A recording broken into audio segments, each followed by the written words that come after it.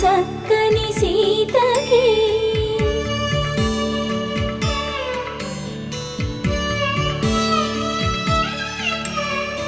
ఎర్ర జాబిలి చేయి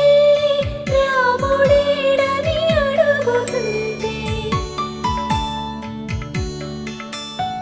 చూడలేదని పెదవి చెప్పే చెప్పలేమని కనులు చెప్పే నల్ల పూసైన